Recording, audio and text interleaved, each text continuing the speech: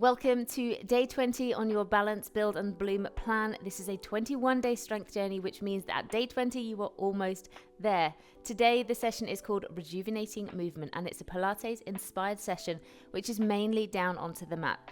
If that's tricky for you, then make sure you are nice and comfortable. Do the adaptations and the alterations that work for you, and I will be popping some variations on the top of the screen for you and talking you through some modifications as well. Stick around for the end of the session because we're going to be talking about anti-inflammatory foods, what they are, and how you can work them into your diet. So if you're ready, let's get going. Okay, so we're going to be starting towards the edge of your workspace today with some space out in front of you. And we're just going to start with a posture check. So as we're working through rejuvenating movement, it's really good to sort of check in with your body and find out what's going on. So we need you just to stand with your feet around about hip distance apart, maybe a little wider. And I want you to just push those feet into the floor, rocking forwards and backwards, heels into the floor, toes into the floor, heels and toes. Just really spreading the toes out, feeling the arches in your feet. And then I want you to sort of settle into that main foot, pushing the whole foot into the floor, working up to the knees. Keep the knees nice and soft, we're not locked out. And then coming up into the hips. And here we're just going to bring the pelvis back and forwards. So just making sure that we're going to get our pelvic alignment nice and neutral, tipping forwards and back. Just tipping that forwards and back, finding your center and pushing down into the floor. Next, up into your tummy muscles, bracing your core muscles, up into your chest, opening out, feeling that breath, rolling the shoulders, letting the arms hang down naturally, and pulling your head up, lengthening the neck, imagining you have something hooking out of the top of your head, drawing yourself up to your full height. A few really positive in-breaths and exhale out of the mouth. Well done. Okay, so we've established our posture, nice and tall, really working on positive movement today. And you've got the space of your mat in front of you. The first thing we're going to do is bring the chin down to the chest, roll down through the spine, and just roll down here and hang. Okay.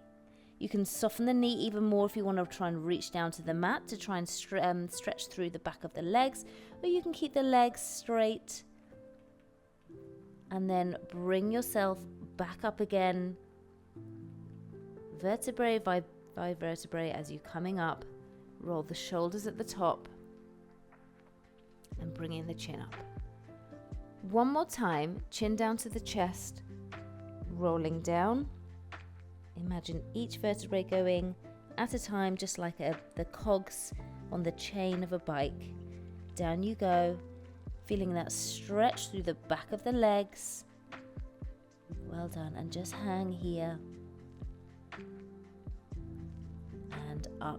Pushing through the heels, keeping the tummy tight, keeping the breath going, and roll the shoulders. Okay, we are going to head down to the mat. We're going to use the roll down to help us to get down to the mat. If you are going to struggle to get down to the mat and bear your full body weight, then I do have a variation for you, so look out for that. While we go again, chin down to chest, roll down,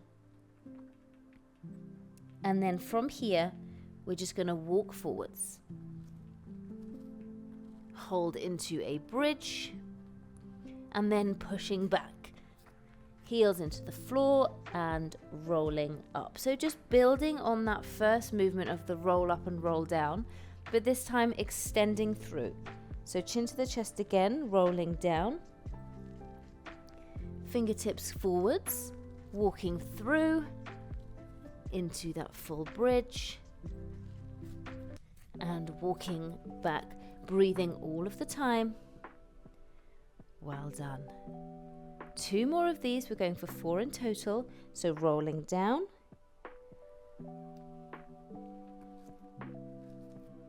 Good. Hold. Back through. Walking back up. Feeling that stretch through the back of the legs. And 1 more. And when we get down to our bridge position here, on the next one, on this one here, we're going to hold And then I want you to drop your knees down and come to a lying position onto your front. Now, if you were using the variation where you're working on a raised surface, I'm just going to give you a minute to get yourself down to the mat. If you have a Pilates or a yoga block and you want to rest your forehead on that for this exercise, then please feel free to do that. I'm just going to keep my head just above the mat, just so that my mic doesn't brush the mat and make some annoying interference for you, so that you'll see that here. So bringing yourself onto the mat here, I've got my pelvis pushed into the mat.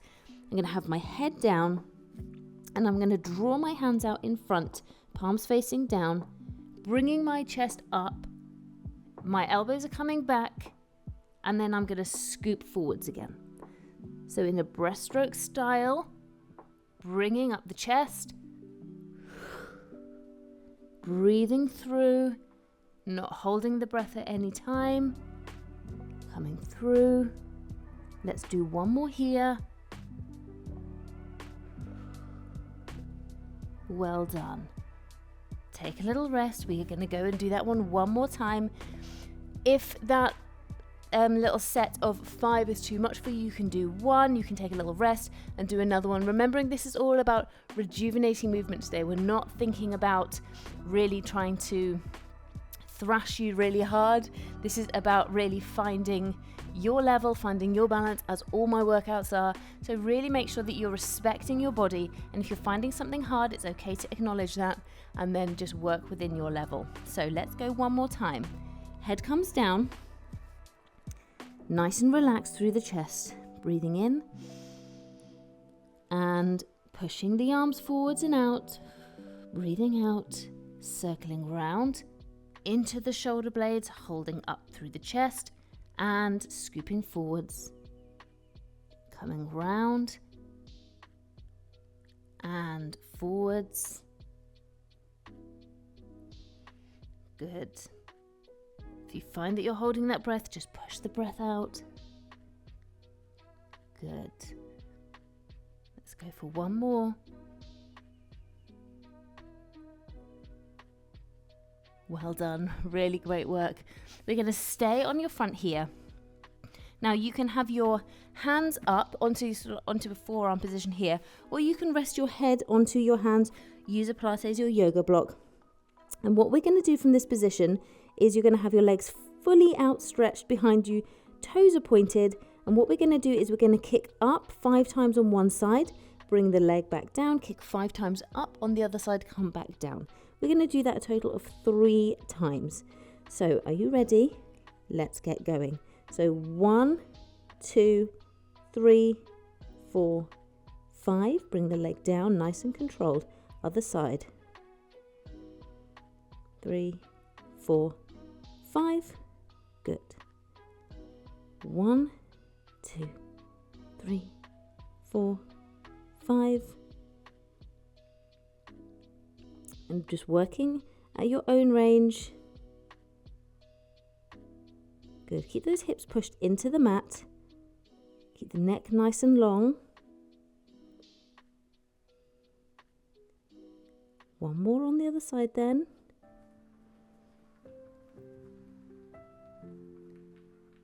And take a rest. Good job. We're going to do that one more time. So just take a moment, take a few really positive in-breaths and push out the negativity. Just take a moment just to appreciate the change of pace in today's session. And let's go again. So 5 on one side. 4, 5. Bring that leg back down.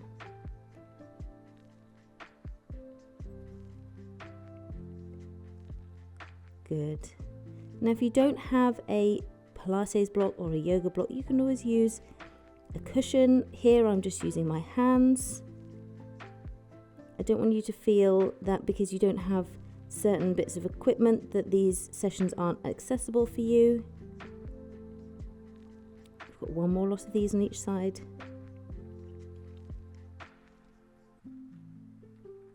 Good job. Last one on the last side.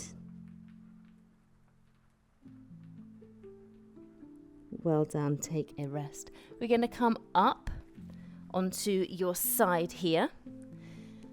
So I'm resting onto my side. I'm not rolling back onto my bottom. I'm not all the way forwards. Resting onto my side, I'm into a half plank arm here, and I've got my knees bent, feet together. So I'm working at around about 45-degree angle here. So I've got my feet together. I'm imagining that my feet are the hinge of a clam. We're going to work through some clams here. So knees are together, and then I'm going to open up with the feet together and then coming back down. So opening up again. Well done. Coming back down. Now I've just got my hand in front here, just helping to keep me nice and stable onto the mat. Tummy is nice and tight as I'm squeezing through the glute muscles at the back to really open and to close. Good. Well done.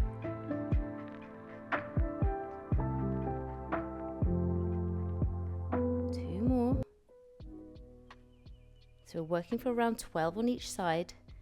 So if you're counting your reps, then when we go to the other side, you'll know what we've done. Okay, so stretching both legs out while we're on this side, keeping our feet flexed so the heels pushed out, same position in the upper body, and I'm going to kick forwards with that foot, point and come back just behind that line of my other leg, so just a little bit behind. If I kick back too far, what's going to happen is that I'm going to push myself forward. So what I want to do is really be able to keep that control. So we're going to kick forward. So join in when you're ready. Kick forwards and back just a little. Forwards, back. Well done. If keeping yourself upright onto your forearm is too hard here, you can cradle your head into your arm here. Or you can have your arm outstretched. It's totally up to you. Just keep working through and just work on the range of movement that you are happy with. So you should feel the stretch through the back of the leg as you're kicking forwards.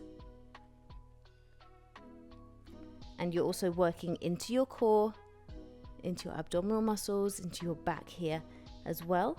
Also into your arm. Good. Let's go for one more. Keep it nice and slow. Well done. Okay, let's switch sides. And we're going to do exactly those two exercises on the other side here. So find that position for the clam. So a nice 45-degree angle here, making sure that the shoulder and the elbow are stacked up here and the feet are together. So let's open and close. Good. Nice and controlled. You can always use a resistance band across the knees here. You can use a ball in between if you want to get a little bit of extra out of an exercise like this.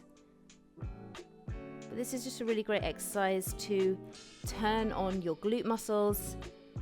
It's very, very low in terms of intensity, no impact. It's a really great way to sort of isolate the muscles around the hips.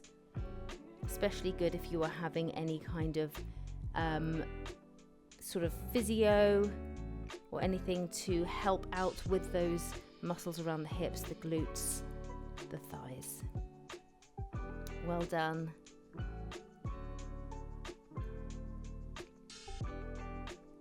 Let's stretch out. And let's go for that side lying kick. So again, make sure that you are in a good position. Tummy's nice and tight. You're not holding your breath at any point during this. And we're going to push the foot forwards. And then coming back. Forwards. And remembering those adaptations that you can make if you want to, or if you need to,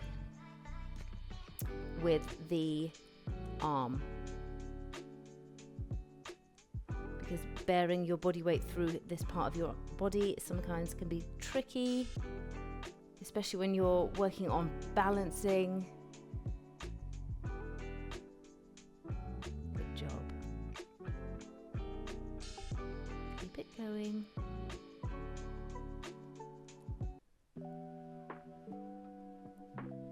we're nearly at the end of our plan here, a little series.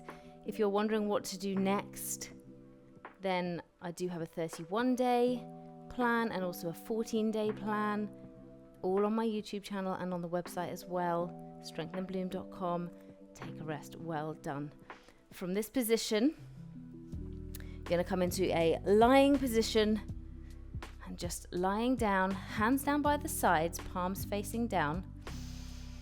Nice deep breath in. Exhale, push the spine into the floor. And on the next inhale, we are going to come up to a seated position. So inhale and exhale yourself up. Nice strong sitting position. And then fold forwards. Back up. Exhale yourself down. And again, inhale. Exhale up. Sitting at the top. Just curling over. Up, nice straight back. And exhale yourself down. Now, if this is really tricky for you, then you can just come up and come back down. Okay, you can always hold on to something as well. It's totally up to you.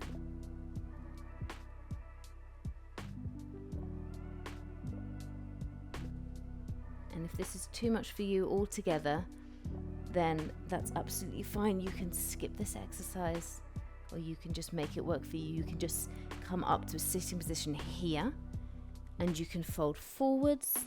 So instead of the rolling up, then you are sitting up here, and you are folding forwards.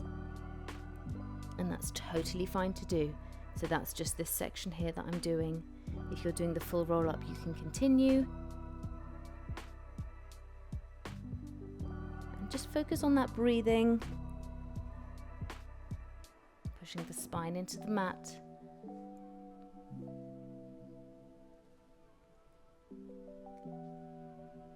We're going to do one more together.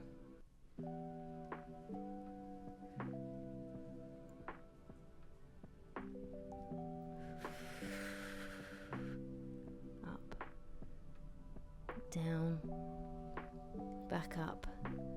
And exhale yourself back down to the mat. The final thing we're going to do today is you're going to get yourself into a crook position. So feet are flat onto the floor, knees are bent, pelvis is up.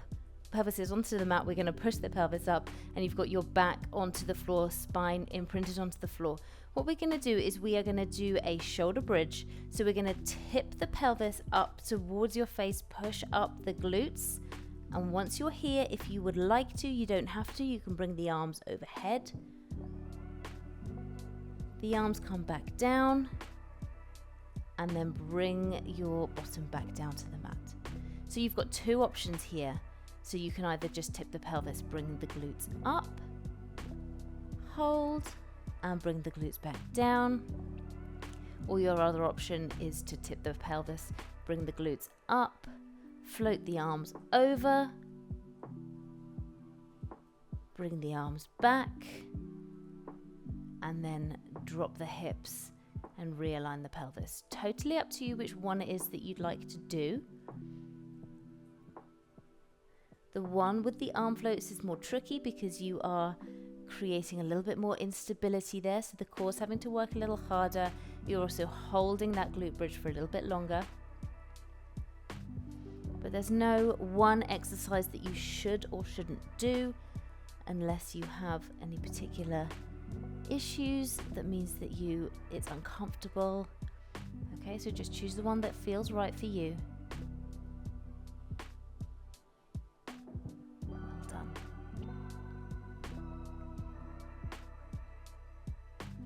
So as we approach the end of this third week of working together, if you would like more workouts, and you don't want, and if maybe you've done all the ones on the YouTube already, then you can come and join my membership on my website. It's £9 a month, and that gets translated to any currency worldwide. You get 2 members exclusive sessions a week for that. Come rain or shine, and take a rest. Thank you so much for joining me today. I really hope you enjoyed that session. We are talking about anti-inflammatory foods next. So when you are feeling that you'd like to get your head back in the game, have a nice little relax first and join me in just a second talking all about anti-inflammatory foods, what they are and why they're good for you. Catch you in a minute. Today we are talking about anti-inflammatory eating and why it's particularly beneficial as we reach midlife. Inflammation can be a natural process that helps your body to heal and defend itself from harm. However, chronic inflammation is linked to several diseases, including arthritis, heart disease, and diabetes. There are some foods that actually fight inflammation, and you can incorporate these anti-inflammatory foods into your diet to combat that inflammation. Things like omega-3 fatty acids, which are found in fish like salmon and sardines, and flax seeds and walnuts, are really great. Antioxidant-rich foods like berries, oranges, and dark leafy greens are also anti-inflammatory foods. And whole grains like brown rice and whole wheat are really high in fiber. Spices and herbs like turmeric, ginger, and garlic are known for their anti-inflammatory properties. So why does it matter in midlife? Well, during midlife, hormonal changes can increase inflammation levels, making it even more important to focus on anti-inflammatory foods to maintain optimal health and prevent age-related diseases. Incorporating these foods can help to reduce inflammation and improve overall health, making you feel better both inside and out. Tomorrow is the last day on the plan, and we are celebrating you and the progress that you've made with a workout incorporating cardio, strength, and flexibility elements. Don't forget to like, subscribe, and share this session to help more people find the channel. Take care and see you tomorrow.